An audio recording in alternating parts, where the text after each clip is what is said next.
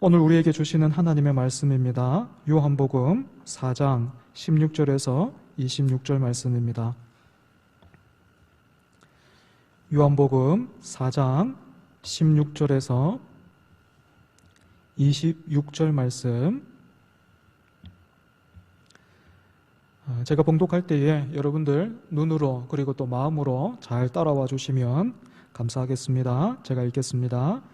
이르시되 가서 내 남편을 불러오라. 여자가 대답하여 이르되 나는 남편이 없나이다. 예수께서 이르시되 네가 남편이 없다 하는 말이 옳도다. 너에게 남편 5이 있었고 지금 있는 자도 내 남편이 아니니 내 말이 참되도다. 여자가 이르되 주여 내가 보니 선지자로소이다. 우리 조상들은 이 산에서 예배하였는데 당신들의 말은 예배할 곳이 예루살렘에 있다 하더이다. 예수께서 이르시되 여자여 내 말을 믿으라. 이 산에서도 말고 예루살렘에서도 말고 너희가 아버지께 예배할 때가 이르리라. 너희는 알지 못하는 것을 예배하고 우리는 아는 것을 예배하노니 이는 구원이 유대인에게서 남이라. 아버지께 참되게 예배하는 자들은 영과 진리로 예배할 때가 오나니 곧 이때라. 아버지께서는 자기에게 이렇게 예배하는 자들을 찾으시느니라. 하나님은 영이시니 예배하는 자가 영과 진리로 예배할지니라. 여자가 이르되 메시아 곧 그리스도라 하는 이가 오실 줄을 내가 아노니 그가 오시면 모든 것을 우리에게 알려주시리이다. 예수께서 이르시되 내게 말하는 내가 그라 하시니라. 아멘. 오늘도 계속해서 예수님과 수가성 여인과의 대화를 살펴보게 되었습니다. 오늘까지 벌써 우리가 이 3번째 만남을 살펴보고 있는데 여러분은 이 만남을 통해서 무엇을 보고 계시고 또 어떤 것을 느끼고 여러분 깨닫고 있습니까? 요한복음 21장 25절은 예수께서 행하신 일이 이 외에도 많으니 만일 낱낱이 기록된다면 이 세상이라도 이 기록된 책을 두기에 부족할 줄 아노라 이렇게 말하고 있습니다. 그렇다면 요한복음을 기록한 요한은 많은 일들 가운데, 그러니까 예수님께서 행하신 그 많은 일들 가운데 굳이 선별해서 지금 이 이야기를 기록하고 우리에게 들려주고 있다라는 것인데, 요한이 이 만남을 통해서 오늘 우리에게 말하고 싶어 하고 또 보여주고 싶어 하는 것은 여러분 무엇일까요? 여러분, 이 땅에 한 생명이, 한 사람이 어떻게 태어납니까? 먼저는 다양한 상황과 조건 속에서 한 형제와 자매가 만나서 사랑을 하고 가정을 이루죠. 그리고 그 가족들, 그 가정 안에서 정자와 난자가 만나서 수정체가 되고 또 그 수정체가 자궁에 착상을 하고 자궁에서 36주에서 38주 정도를 자라서 출산하게 됩니다. 우리 중에 누구도 이런 과정을 거치지 않은 사람은 없지요. 그럼에도 불구하고 누군가가 우리에게 언제 어떻게 태어났습니까? 이렇게 물으면 우리는 몇 년도, 몇 월, 며칠 이렇게 답을 합니다. 생일이 언제입니까? 라고 물었는데 우리 부모님이 어디에서 두 분이 만나셨냐면 뭐 이렇게 이야기를 시작하는 사람이 있다면 그 사람은 정말로 이상한 사람이죠. 하지만 우리 중에 누구도 그날 그때에 갑자기 태어난 그런 사람은 없습니다. 모두가 다 앞에 그 과정들을 통해서 그날과 그때에 태어나게 된 거죠. 우리 영혼이 예수님을 영접해서 거듭나는 것도 이와 마찬가지입니다. 종종 당신은 언제 예수님을 영접했습니까? 하나님을 만났습니까? 이렇게 물으면 저는 특별한 경험이 없거든요. 특별하게 뭐 이렇게 전기가 번쩍하는 어떤 그런 경험이라든지 그런 경험이 없는데 또 그런 경험을 가지고 계신 분들이 또 있죠, 그죠? 그래서 대부분은 어떤 뭐 수련회나 부흥회나 아니면 기도원 집회 그런 이야기를 합니다. 하지만 여러분, 한 생명이 태어나기 전에도 여러 상황과 가정이 있는 것처럼 우리 영혼도 그런 수많은 과정들을 거쳐서 거듭나게 됩니다. 예수님과 수가성 여인과의 대화는 바로 이런 과정이 있다라는 것을 우리에게 보여주고 있는 것이죠. 그렇기 때문에 우리는 수가성 여인의 이 이야기를 제3자의 입장에서 사마리아 여인은 이랬구나 하고 듣고 지나갈 것이 아니라 사마리아 여인의 자리에 바로 우리 자신을 세워두고 하나님께서 오늘 여기에 예배하고 있는 나를 어떻게 이 자리까지 이끌어 오셨고 만들어 오셨는지 우리가 말씀을 통해서 세세하게 확인을 해야 합니다. 또한 우리 중에는 아마도 오늘 본문의 사마리아 여인처럼 아직 이제 곧 태어나야 되는, 그러니까 자궁 안에 있는 그런 사람들도 있으리라 생각합니다. 그런 분들도 이 말씀을 통해서 자신을 발견하는 그러한 시간 되기를 바랍니다. 물 좀 달라라고 시작된 대화가 오늘 본문을 보면 내 남편을 불러오라 하는 데까지 와 있습니다. 여러분, 여기까지 어떻게 만남이 진행됐습니까? 다시 한번 간단하게 정리해보자면 이렇습니다. 예수님께서 수가성 여인에게 물을 좀 달라 말씀하셨습니다. 여러분, 이 물을 좀 달라라는 이 요청이 어떤 의미를 가지고 있다 했습니까? 너는 너 자신이 어떤 존재인지를 알고 있느냐? 내가 너에게 줄 것이 있다라는 의미라고 했습니다.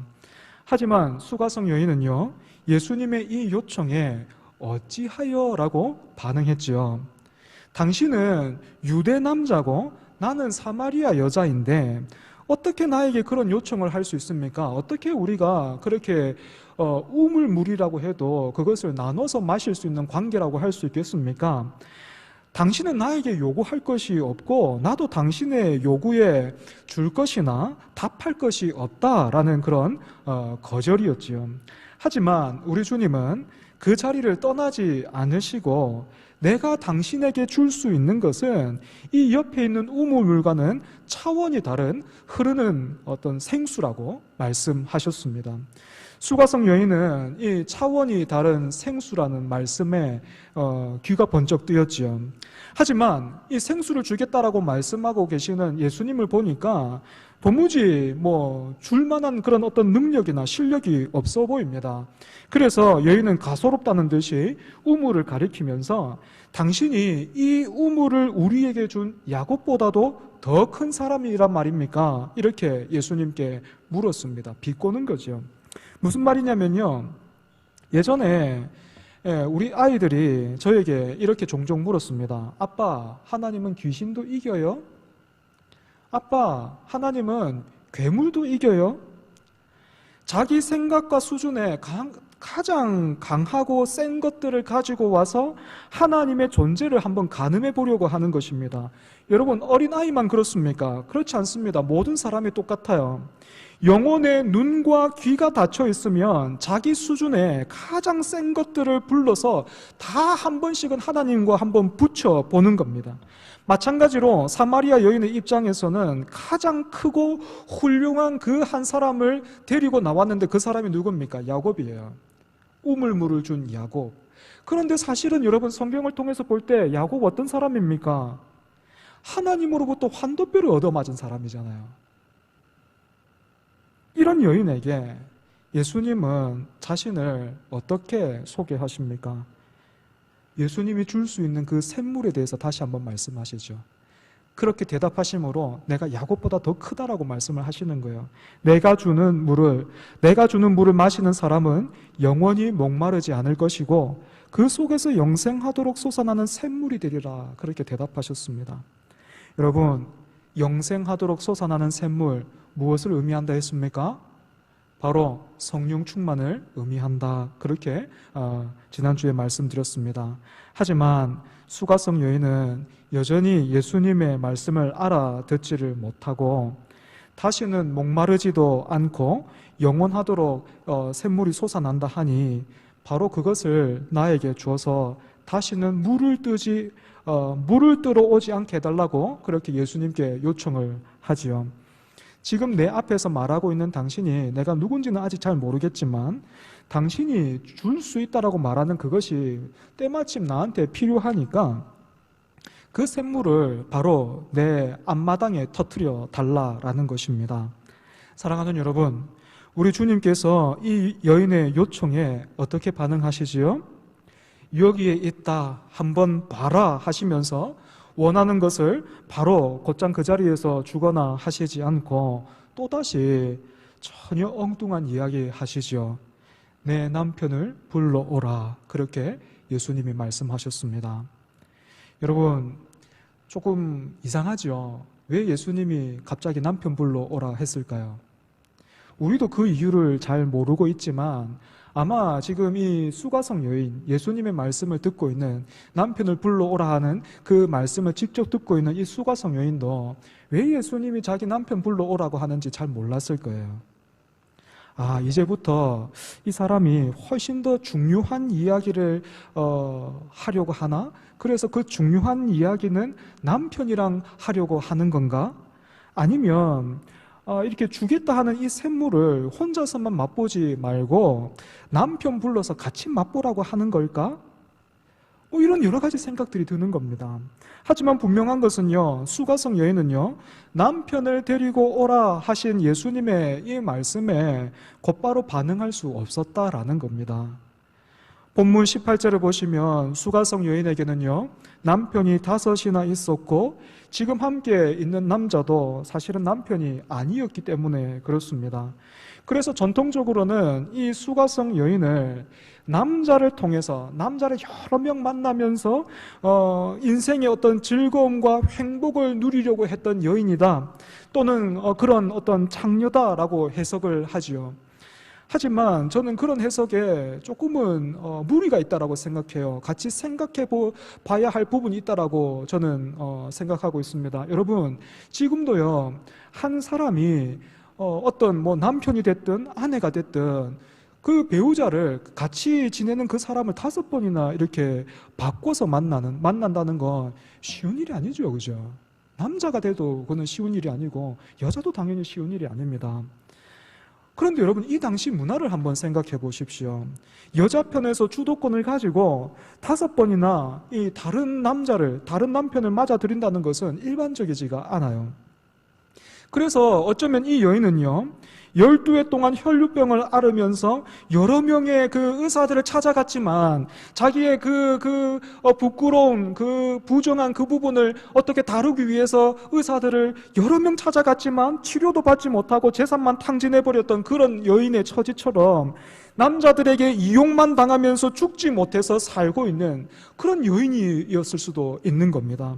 하지만 과거의 이유와 상황이 어찌 됐든지 간에 남자가 5이나 있었다라는 자신의 과거는 이제는 지울 수 없는 주홍글씨가 돼서 이 여인은 매번 사람들이 가장 뜸한 그 정오의 우물가로 나와야 했던 것입니다. 하지만 이루 다 설명할 수 없고 다 말할 수 없는 이런 지난 과거의 그런 상처와 아픔들이 있지만 그 이야기를 여러분, 이 낯선 유대인 남자한테 굳이 할 필요는 없는 거 아닙니까? 그래서 수가성 여인은요, 이제 이 대화를 매듭지어야 할 때가 되었다라고 느꼈던 것 같아요. 요즘도 그런지 모르겠지만 예전에 한때 인터넷에서 이런 걸 본 적이 있습니다.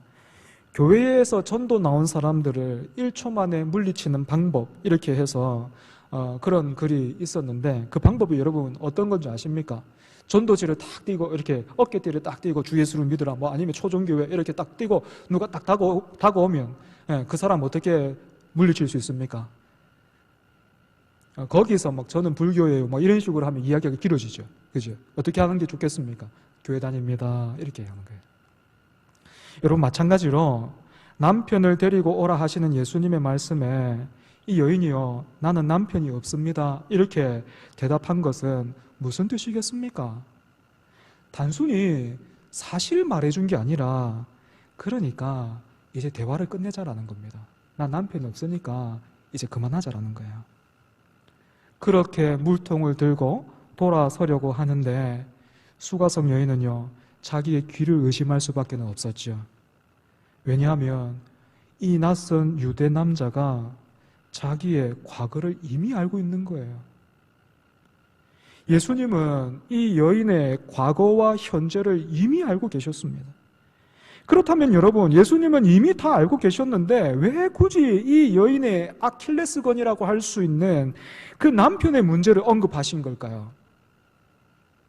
단순히 지금 여인을 꾸짖고 계신 겁니까? 이놈아 하면서 이렇게 다 알고 있다 하면서 꾸짖으시는 겁니까?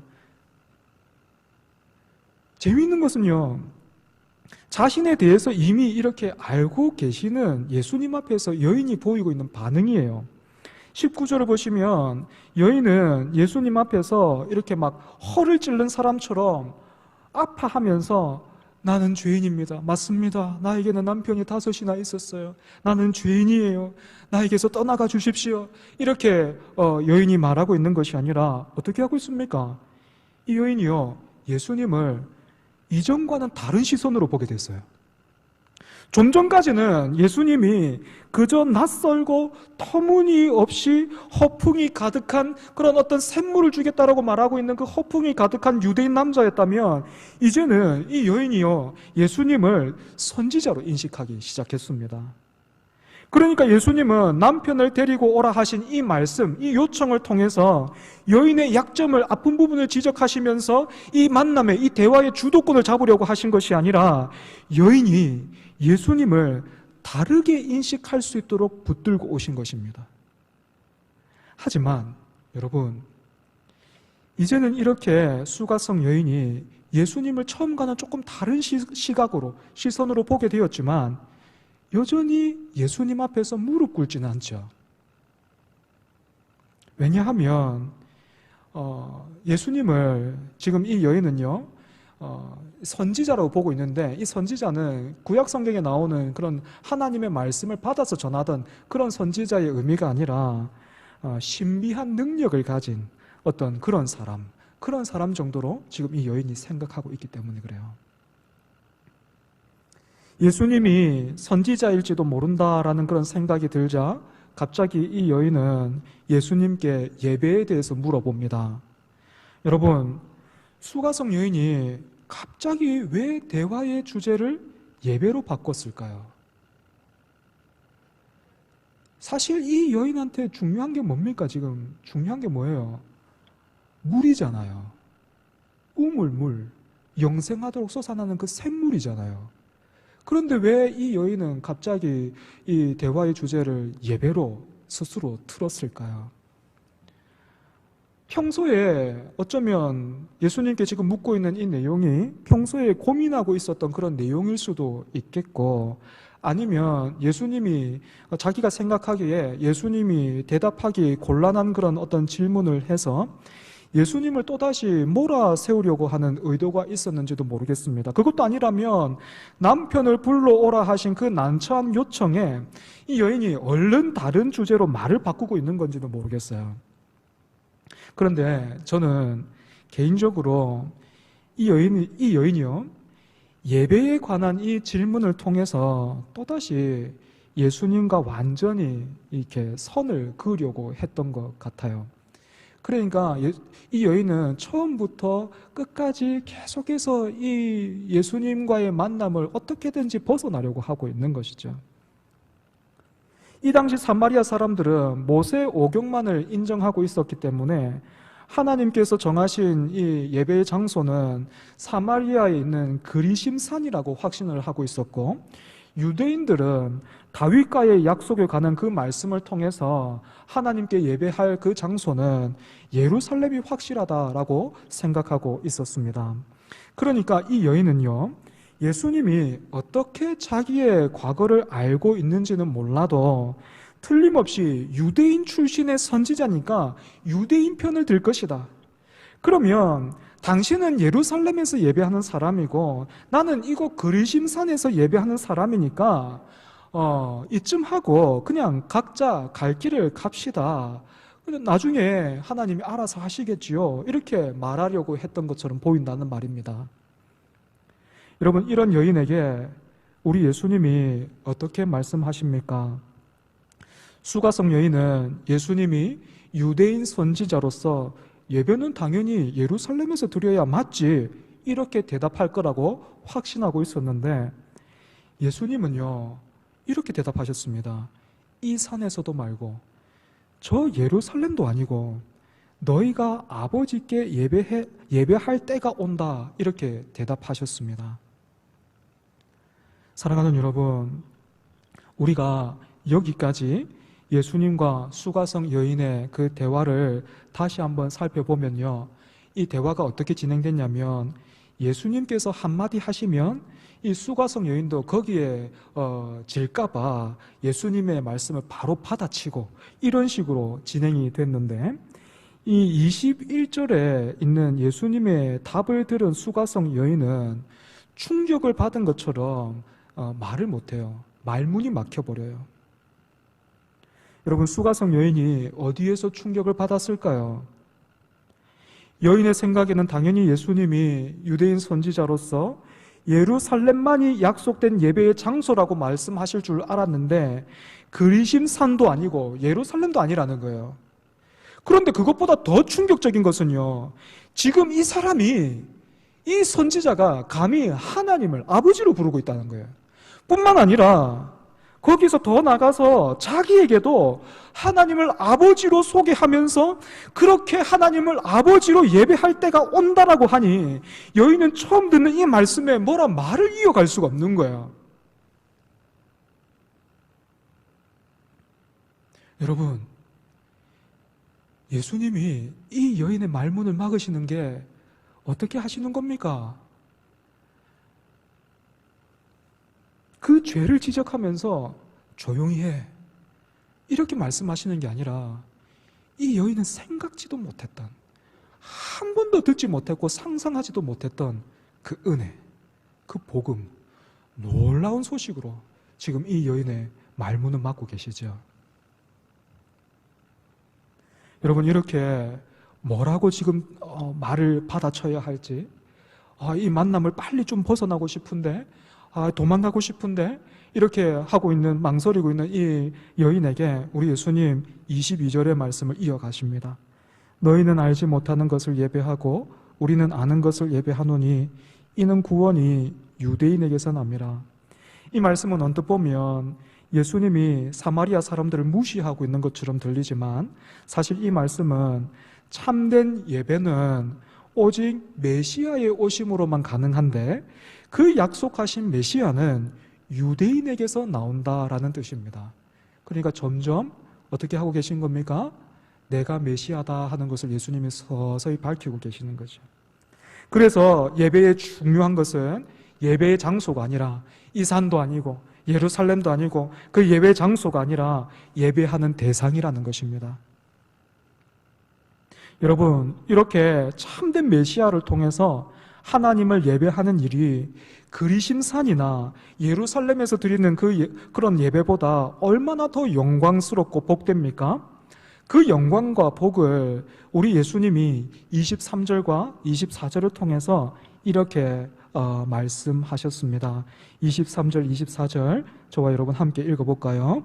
본문 23절, 24절입니다. 시작.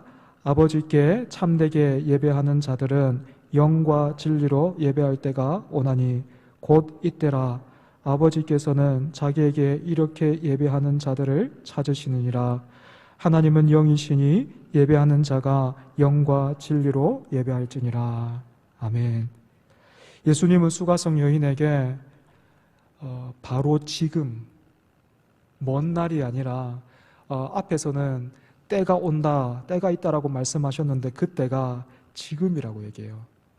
아버지 하나님을 아버지로 예배하는 때가 바로 지금 네가 예배할 수 있다라고 말씀하셨습니다. 하지만 수가성 여인은요, 자신을 이렇게 하나님 아버지께로 잡아 이끄시는 예수님의 손을 또다시 외면해요. 남편을 5이나 두었던 자신의 과거의 수치와 아픔, 그 주홍글씨가 여전히 자기 발목을 붙잡고 있는 것이 느껴졌기 때문에 그렇습니다. 그래서 수가성 여인은 물을 뜨러 나왔다가 뜻하지 않게 이 낯선 사람한테 붙들려서 시간을 보내게 됐지만 물통에 물도 이제 채웠으니까 이제는 정말로 예수님과의 대화를 마무리해야 되겠다, 이 자리를 떠나야 되겠다라는 생각에 이렇게 대답을 합니다. 25절입니다. 여자가 이르되 메시아 곧 그리스도라 하는 이가 오실 줄을 내가 아노니 그가 오시면 모든 것을 우리에게 알려주시리이다. 무슨 말입니까? 선지자 당신이 해주신 그 말로도 내가 생각하지도 않게 잠시나마 놀라기도 했고 또 솔직히 위로를 받기도 했지만 그 말씀은 내가 당신이 아니라 메시아로부터 직접 들어야 믿겠습니다. 이렇게 여인이 말을 하고 있는 것입니다. 여러분, 이런 여인에게 우리 예수님 어떻게 하십니까? 26절입니다. 예수께서 이르시되 내게 말하는 내가 그라 하시니라. 예수님을 몰라보는, 끝까지 몰라보고 있는 그 여인에게 질책 하나 하지 않으시고 내가 바로 그라 하시니라. 예수님의 이 말씀에 영원하도록 솟아나는 샘물이 정말로 다른 곳이 아니라 이 여인의 중심에서부터 터져 나오기 시작했던 것 같습니다. 예수님께서 말씀하신 대로 그리심산이나 예루살렘에 갈 것도 없이 야곱이 준 우물물과는 비교할 수 없는 그 생명수가 이 여인의 중심에서부터 차고 넘치기 시작했습니다. 이렇게 예수님으로 인해서 이 수가성 여인 안에 하나님의 나라, 즉 천국이 임했습니다. 여러분, 이렇게 천국을 경험한 사람의 모습이 어떻습니까? 물통을 버려두고 동네로 뛰어 들어가서 복음을 전합니다. 예수님이 물통을 뺏으신 것이 아닙니다. 이 어리석은 인생들, 또 물통 들고 왔네. 내가 누군지도 모르고 내가 하나님인데 내가 이렇게 말하는데 알아듣지도 못하고 내놔 하면서 막 부끄러움을 주시는 것이 아니라 그 물통 끝까지 붙들고 끝까지 예수님 못 알아보는 그 인생들을 향해서 우리 주님 계속해서 말씀하시면서 마침내는 내가 그라 하시니라, 내가 그라 하시고 이 여인이 스스로 물통을 버려두고 복음의 증인이 되게 하시는 것이죠. 사랑하는 여러분, 영과 진리로 드리는 예배가 바로 이와 같은 예배입니다. 영과 진리가 구체적으로 무엇을 의미하는지는 여전히 통일된 의견, 그런 어떤 견해가 없을 정도로 어려운 문제예요. 분명한 것은 앞에 나오는 영은 성령을 의미하는 것이고 뒤에 나오는 진리는 어떤 사람들은 말씀을 의미한다, 또 어떤 사람은 예수님을 의미한다, 뭐 이렇게 다양한 어떤 견해가 있습니다.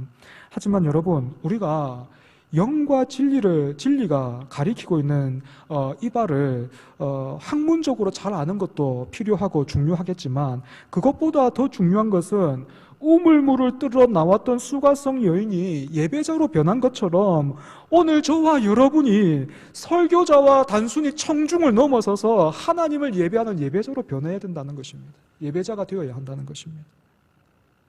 여러분, 사람들이 왜 자꾸만 영과 진리로 예배하기보다는 장소와 시간과 분위기 같은 어떤 그런 환경에 자꾸만 매입니까?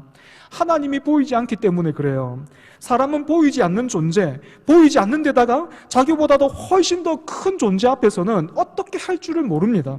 그래서 자꾸 사람 편에서 어떤 형식들을 가지고 이것을 좋아하실까? 이렇게 정성을 들였으니 이것은 좋아하실까? 이렇게 하면은 내 소원을 들어주실까? 하면서 그렇게 사람들은 자꾸만 나가는 겁니다. 그러면서 자기가 생각하는 어떤 열심과 정성을 다해서 내가 이렇게나 했으니까 좀 여기에 응답해달라라고 하나님 앞에 나가는 거죠.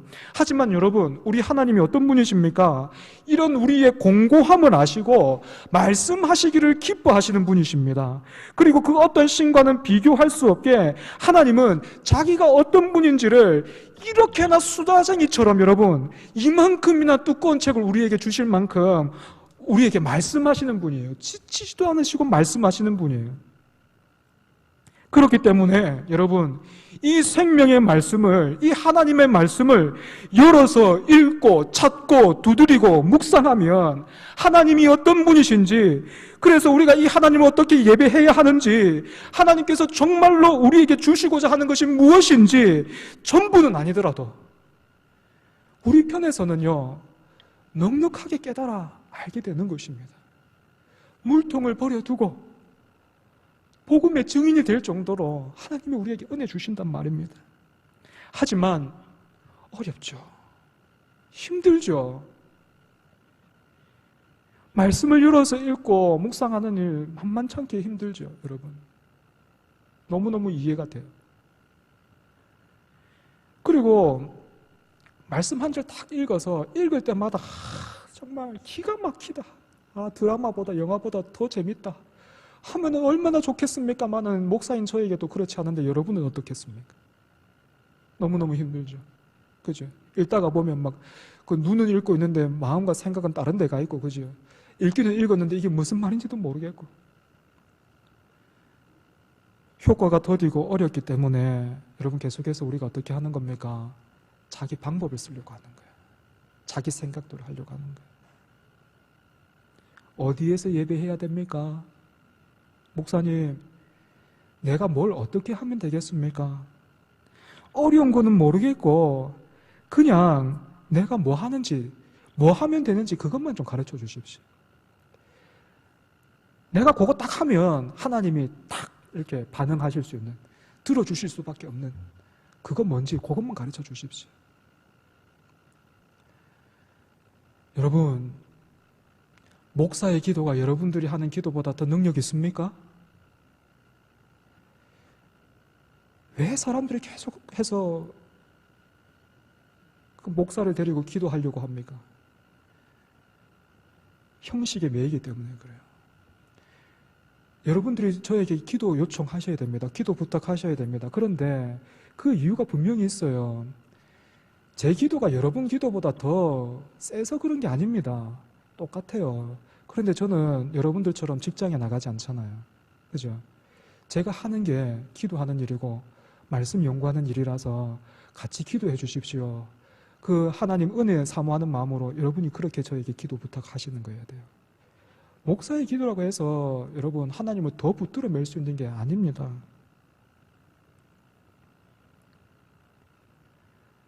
여러분, 어려운 거는 모르겠고요.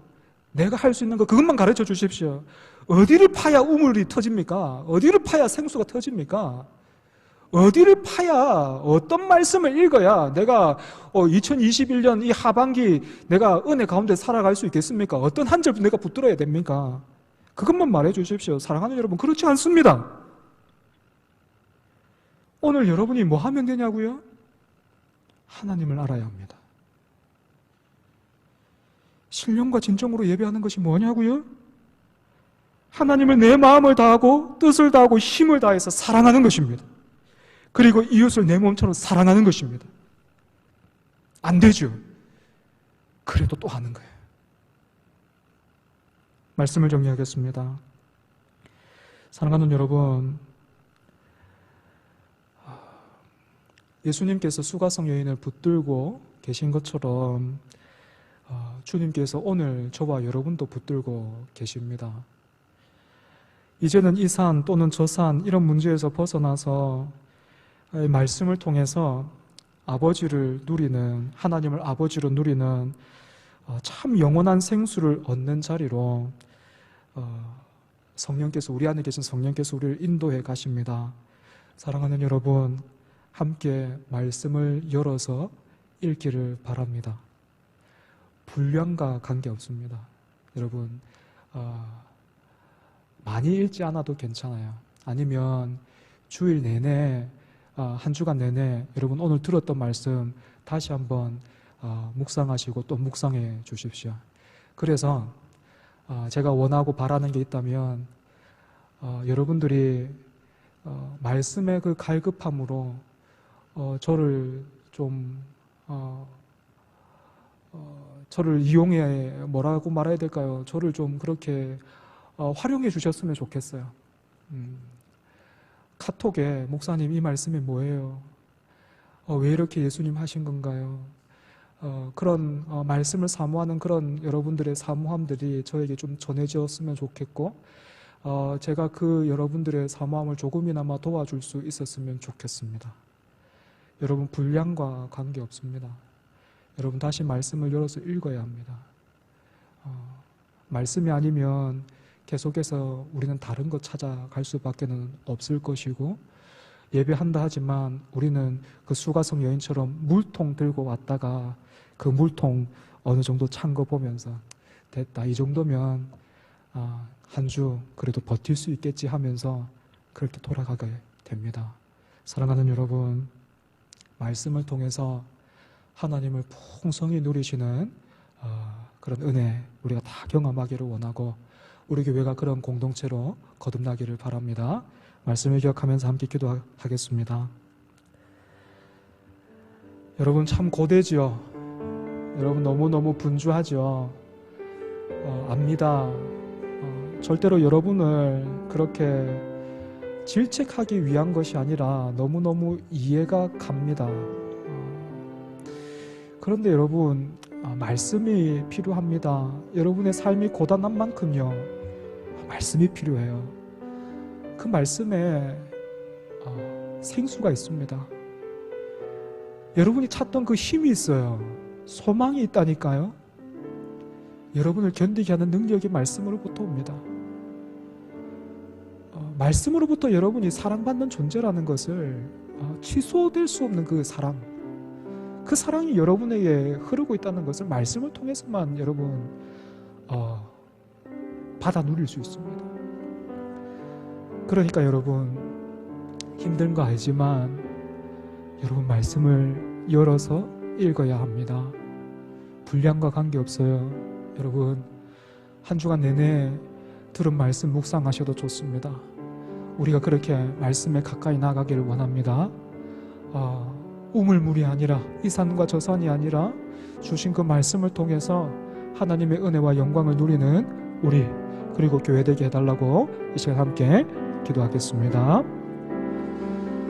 하나님 아버지 참으로 놀랍습니다. 하나님 설명할 수가 없습니다. 창조주가 그 우물가 옆에 계신데 피조물인 사람이 그 창조주를 알아보지를 못합니다. 그 창조주가 물을 좀 달라 합니다.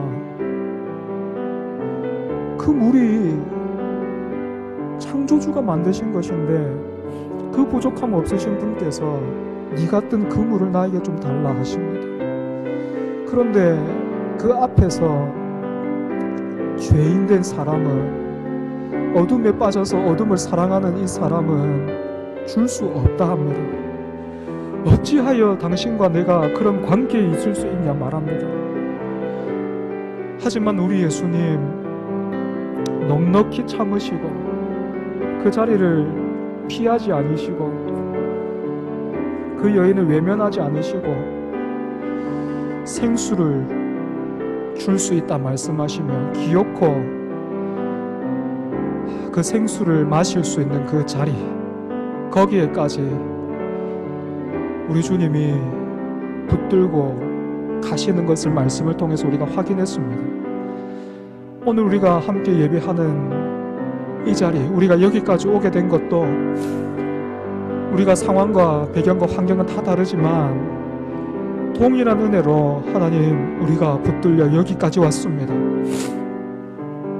그럼에도 불구하고 하나님 여전히 물통 하나 들고 나왔고 그 물통이 적당하게 차면 이것으로 한 주간 버틸 수 있겠다 싶어 돌아갑니다.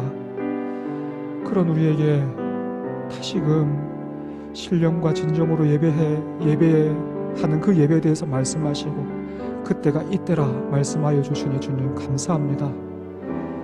그 영원하도록 솟아나는 샘물을 우리가 다시금 맛보아 알기를 원합니다. 말씀에 반응하는 우리 되기를 원합니다. 주여 우리에게 그런 은혜도 하여 주시옵소서. 하나님 아버지, 말씀을 통해서 하나님의 그 영광을 잠시나마 보게 하여 주시니 주님 감사합니다. 그리고 그 영광 앞에서 우리가 얼마나 가망이 없는 존재였는지, 소망이 없는 존재였는지도 보게 하시니 주님 감사합니다. 수가성 여인을 붙들어서 아버지께 예배하는 그 예배의 자리로 마침내는 붙들고 오시는 그 동일하신 은혜가 오늘은 우리를 향해서 있음을 하나님 말씀을 통해서 함께 나누었습니다. 사랑하는 우리 성도들과 함께 이 하나님의 말씀을 우리가 더 깊이 알기를 원하고 더 누리기를 원합니다. 하나님, 우리 성도들의 삶이 참 치열하고 힘들고 어렵습니다. 하지만 이 험한 세상을 이길 힘이 다른 데서부터 오는 것이 아니라 하늘로부터 임함을 우리가 믿고 고백하기에 하나님 그 은혜와 힘을 다른 것이 아니라 말씀을 통해서 받아 누리는 우리 모두 되게 하여 주시옵소서. 말씀을 가까이 하며 열어서 읽으며 묵상할 수 있는 하나님 그런 마음을 우리 가운데 허락하여 주시고, 그렇게 우리가 말씀을 열어 읽을 때에 하나님 그 영광을 우리 앞에 펼쳐 보여 주시옵소서. 그렇게 우리가 하나님께 영광 돌려드리게 하여 주시옵소서. 우리 교회가 말씀의 공동체로 계속해서 세워져 가게 해 주시옵소서. 예수님 이름으로 기도합니다. 아멘.